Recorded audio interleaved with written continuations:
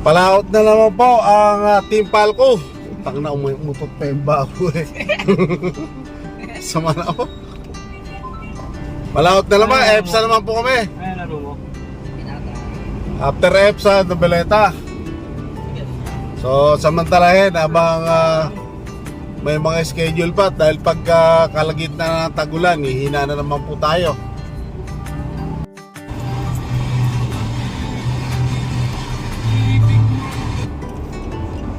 Ito na po tayo sa EPSA, mga kapatid. Ito po yung kliyente natin.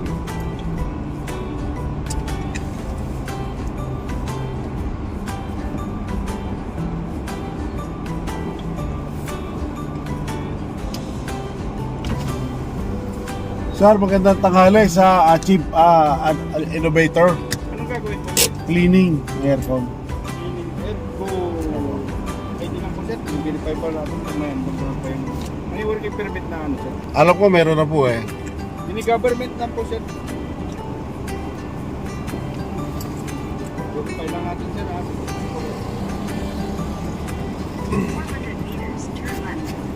M-zone.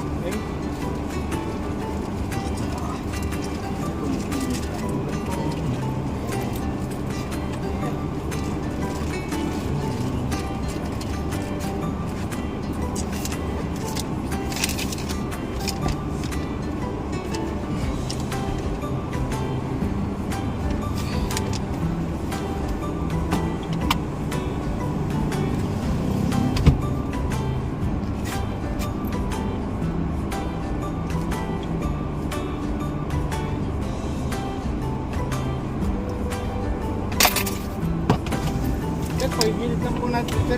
I-verify lang muna natin. Yes, sir.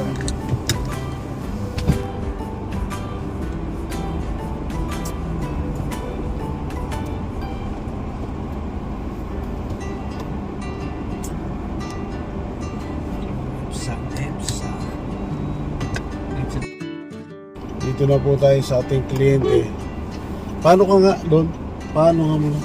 Warlo. Ay, babae.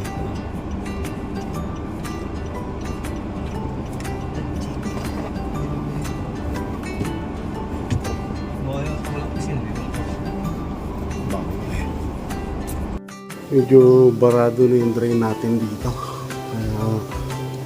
Kaya nabugahan natin, medyo nawala yung tubig. Pero actually talaga barado na yung drain. Dumi na. So mahirap nito. Nasisiling yung outdoor. Medyo mahirap talaga.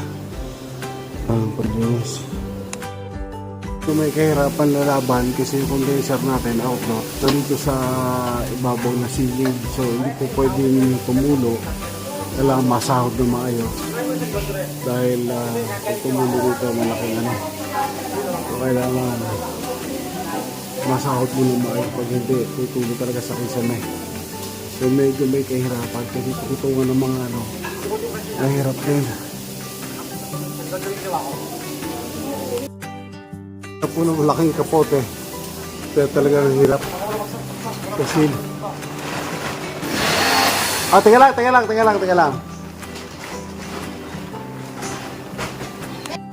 So, after ng pagkahirap-hirap ay nabot ng paglinis, napakahirap luwa dito. Nasa ceiling yung outdoor lang. So, napakahirap. Wala kang pansahod na maganda. Talaga di mo malilinis. So, yan, natakbo na okay na. Nasa yung isa pare?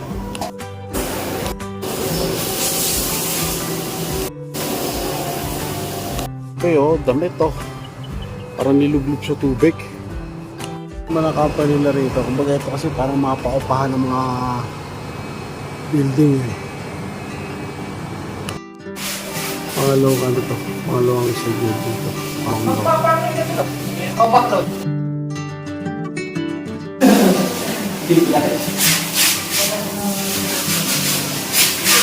Condenser.